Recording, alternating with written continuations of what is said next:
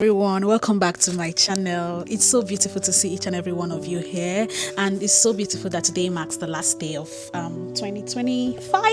It's got no wonderful. I mean, it's been a whole lot of things happening in one year, and I just want to come here to just reflect. Nothing too long. Disclaimer: it's not long. It's very very short. Just reflecting on my wins, on my losses, my mistakes, and just everything in between. So let's just get right into it. For me, I would say 2025 was a building year for me. If I have to describe it in one word, I'll just say it's a building year. It's not glamorous. It was just necessary. Like 2025 needed to happen.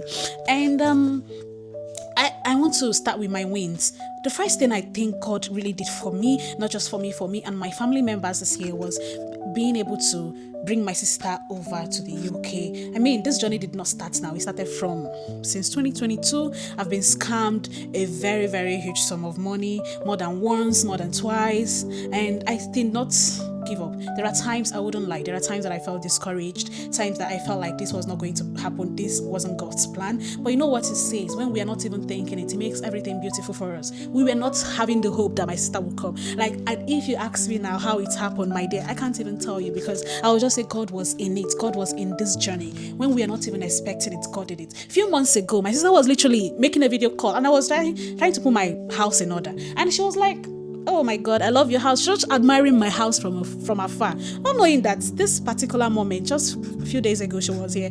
She would be here in person, like in person. Is God not wonderful?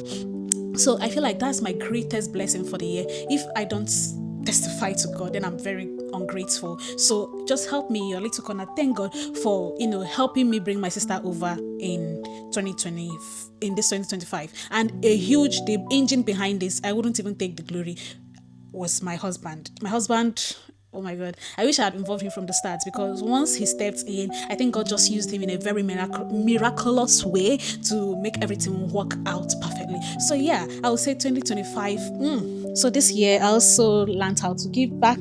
Somewhere quiet, somewhere loud, somewhere public. This year, especially if you are following me on my page, in July 2025, I just organized something small. I gave back to my community. That one was very public, like, just talking to young girls of my age, and just, giving them confidence talk, sharing some little things to them, just to make them know that people like me believe in them. And also, there are quiet ones which I did for some elderly women in my church. Yeah, it's no longer quiet anymore.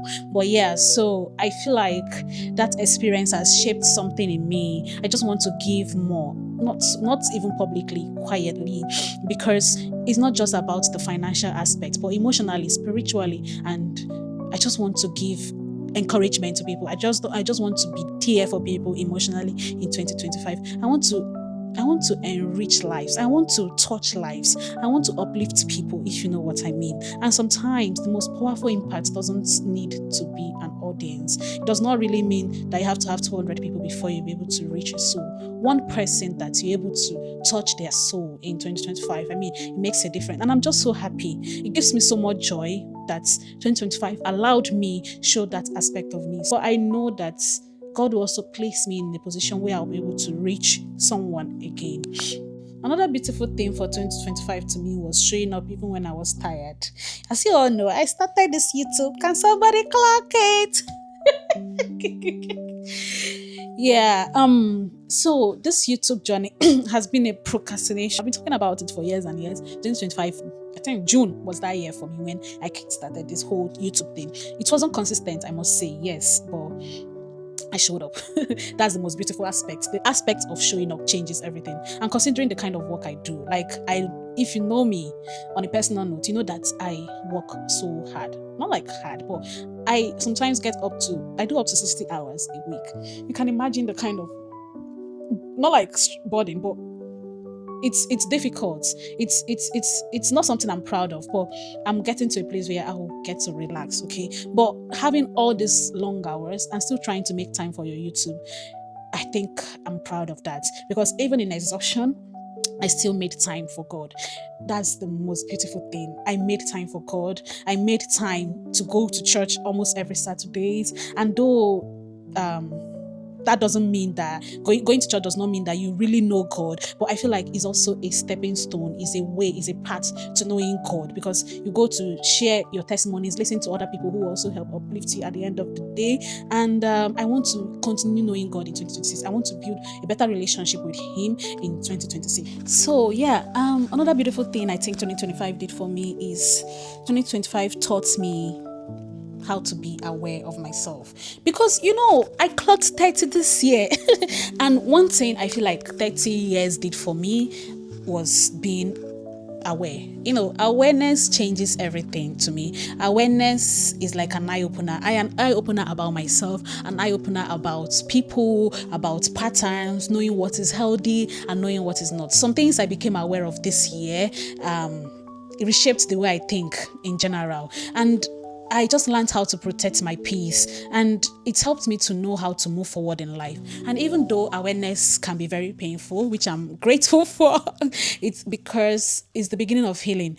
Knowing that you're going to heal through and knowing about something, you just don't forget that. You don't just remember the pain, you just forget about it. So 2025 challenged my ideas about love. It's also challenged my ideas about patience, forgiveness, endurance. Like, it taught me how to survive quietly. But at the end of the day, surviving leads to healing. So some lessons didn't come with joy, like I said, but I'm just happy that I'm grateful that they taught me how to honor myself better. So that is what I feel like 2025 did for me. So another thing I'm grateful for in 2025, as you all know, your girl clocked 1 year in marriage. So yes, in November, my husband and I, we reached 1 year in marriage, and I would term my marriage this 1 year as growth over perfection, because we are not perfect. I am not even close to perfect. He is not also perfect, but I'm just so happy that we grew together. People always often say that the first year of marriage is the toughest.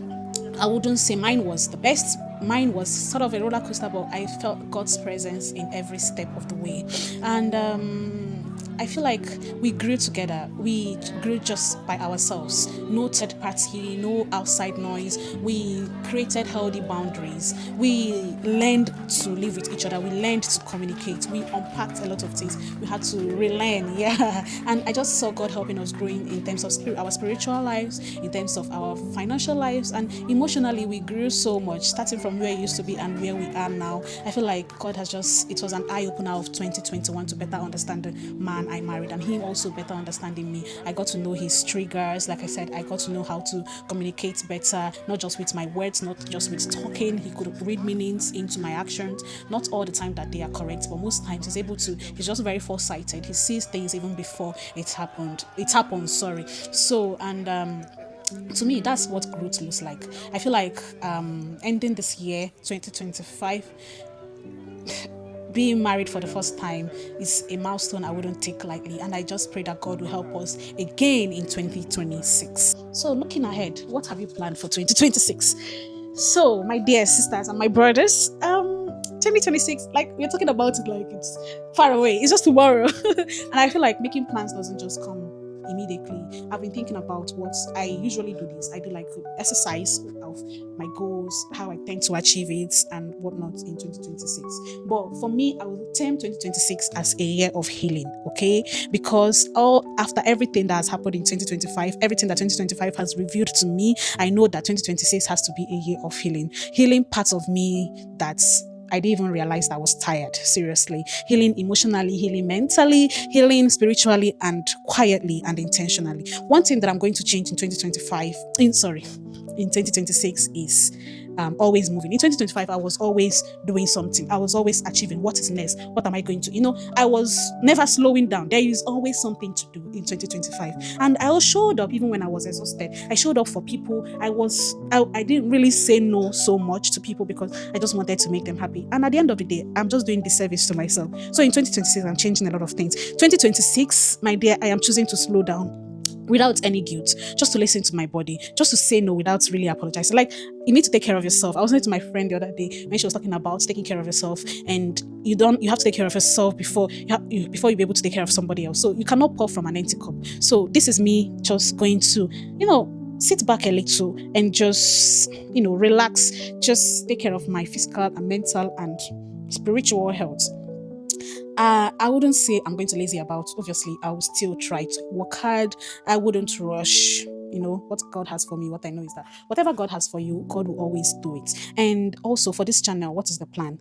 I am going to show up. I am not going to stop. I am going to keep doing what I'm doing by His grace. You see, let's just have an open mind in 2026 and work hard, but don't rush. If you want to live longer, don't rush. Don't rush. Whatever God has ordained, God will do for you. So, in conclusion, just want to thank you all for being with me through this year. I know it hasn't been easy. I want to thank you for still being my subscriber, still loving me, and I pray that whatever that you've written down, whatever that you've planned to achieve, God will help you achieve it in 2026. So, Happy New Year, because it's literally tomorrow.